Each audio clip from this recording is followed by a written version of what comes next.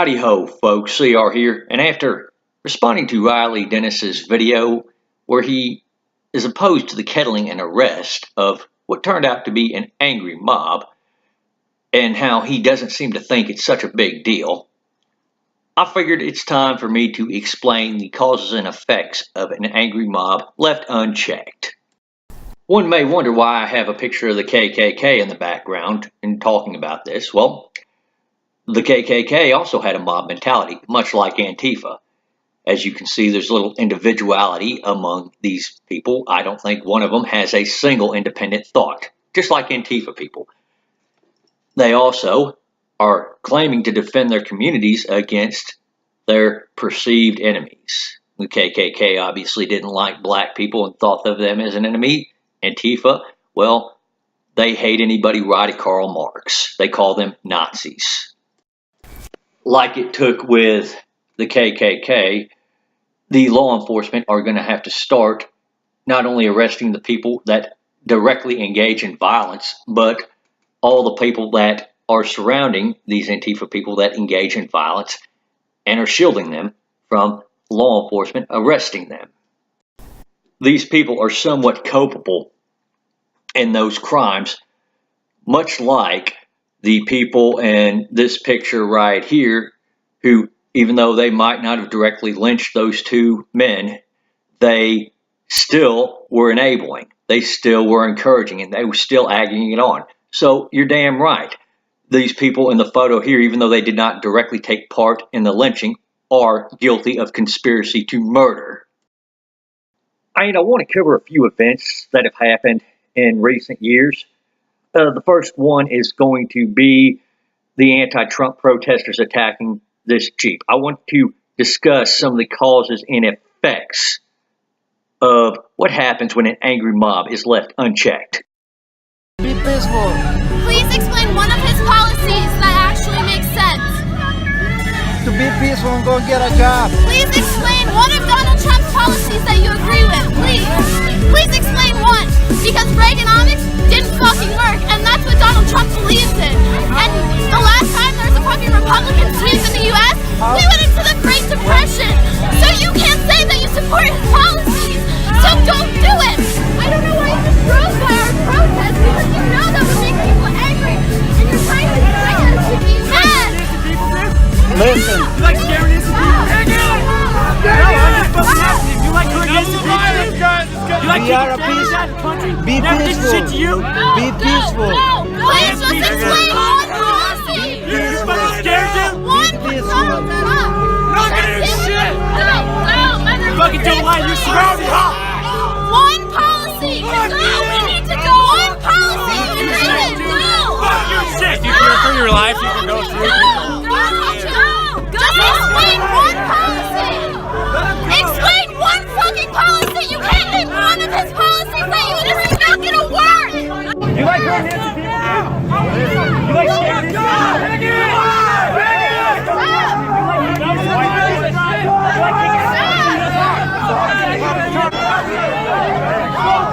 You guys got my back?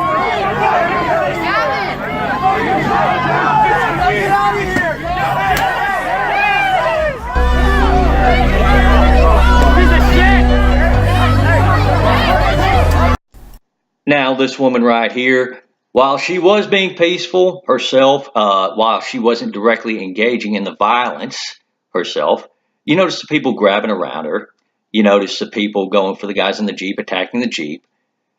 And she's still trying to have the discussion with the guy when really she needs to be trying to let the guy move on so he doesn't get attacked and lynched and his property destroyed. Whether or not she realizes this, she is enabling that mob. She's holding that guy there so little shit stains like this can attack his Jeep.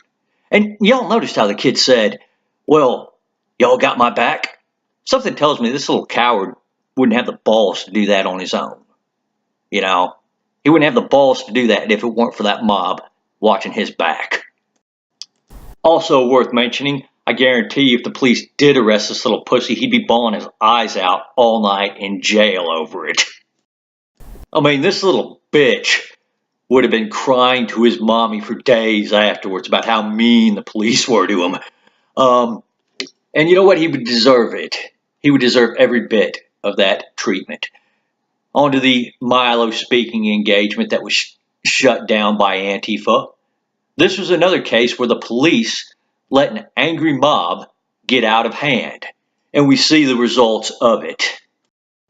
Over $100,000 in property damage.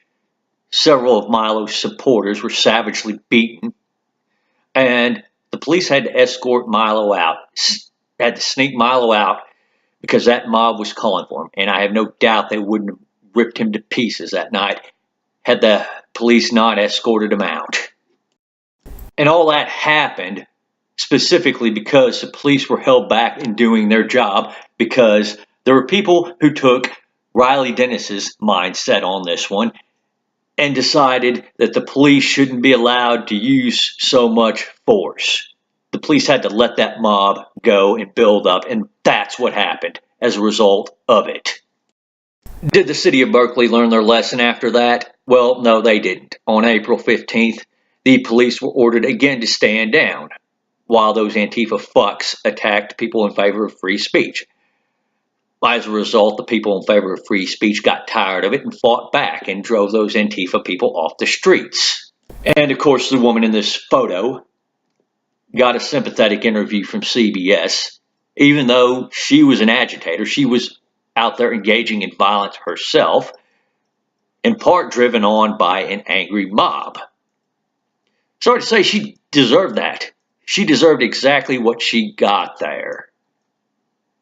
And unfortunately, you have people that are willing to enable that still. September 10th, 2017, there were two separate rallies going on in Dallas. One at Dallas City Hall, a Unite Against Hate rally, and then another one at Pioneer Park in support of keeping the Confederate monuments up. Once the Unite Against Hate rally was over, members of Antifa and BLM decided that they were going to go over to Pioneer Park and attack the people who were in support of keeping the Confederate monuments up. This again was an angry mob. They physically assaulted people who were in support of keeping the monuments up. 4 people who were proud of their Southern heritage, simply for being proud of their Southern heritage, had to be evacuated over the barrier by DPS to keep that angry mob from lynching them. Anybody who tried to shield them got attacked by Antifa and BLM as well. Like all angry mobs, that mob of BLM and Antifa did not come there to be peaceful. They came there to attack. They didn't come there to hear anybody else's side. They came there to shut them down. A lot of violence could have been prevented had the DPD stopped that mob from coming over to Pioneer Park and started arresting the agitators and the people that were adamant they were going to come over no matter what the police said. But because there were enough people in the right positions that thought the DPD shouldn't take too heavy of a hand, that should, not infringe on their rights, so to speak, that angry mob crossed and more violence took place than what needed to happen that night. In fact, actually, after that whole scuffle ensued, BLM and Antifa got into it. The story doesn't end there, though. The weekend after the monument of Robert E. Lee was removed from Lee Park, there was another rally set in defense of keeping our monuments up. This time, a group called This Is Texas Freedom Force was there. And they came there in full battle rattle. They cordoned the area off to keep violent troublemakers, such as Antifa members and BLM members, out of that area. There was one arrest made when one BLM member decided he was going to assault This Is Texas Freedom Force member. However, no black bloc formed up. No angry mob of Black Lives Matter and Antifa members started charging the barrier. And the event was pretty peaceful. There were some nasty articles written about them, and one even claimed that, well, they were just giving Antifa justification. Well, hate to break it to you, I don't think they would have been there if it hadn't been for the threat of Antifa to begin with. It is a shame it's gotten to that point. And quite frankly, I would rather law enforcement just take care of angry mobs such as Antifa before they get out of hand. So these sort of things like This Is Texas Freedom Force isn't necessary. And groups like This Is Texas Freedom Force showing up in full battle rattle is an effect of what happens when you let an angry mob come in and start shutting people down. A 100-pound female getting her cock cleaned while engaging in a riot would be another consequence of just letting an angry mob have its way. So, I mean, unless you want to see the consequences continue to unfold with letting an angry mob get out of hand, I'd suggest you guys back the police up in doing their job and let the courts prosecute these angry mobs. Because when you start letting angry mobs get out of control, bad things happen. And guess what? The police themselves are generally the ones that have to suffer the consequences of it. So, with that being said, y'all take her easy out there, and thank you for watching.